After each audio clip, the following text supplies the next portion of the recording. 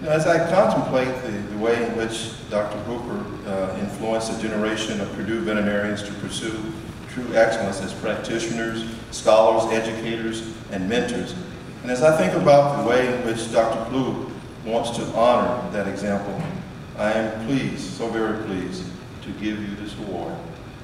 Congratulations. Thank you.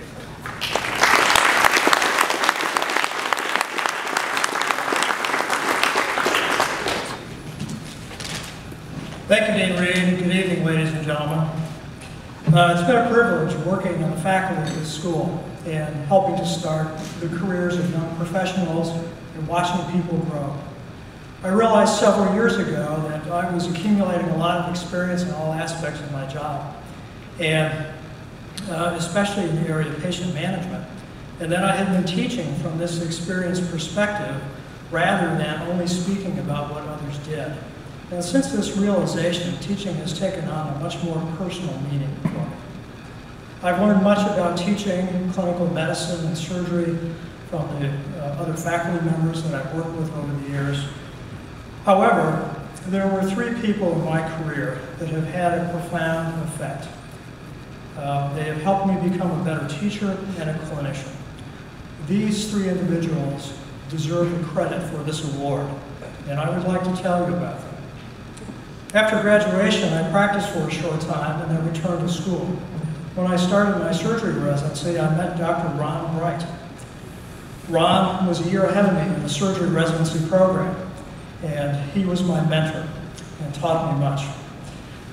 We ended up finishing the residency together, and then a couple years later worked together on the faculty here at Purdue for approximately 4 years. Ron Bright taught me how to be a clinician. Dr. Leslie Geddes was a pioneer in what is now known as biomedical engineering. Dr. Geddes invented the cardiac pacemaker, the implantable electronic defibrillator, and many other biomedical engineering devices. It was very inspiring being around a regular guy who thought on a large scale. I worked with Dr. Geddes on many research projects over a number of years.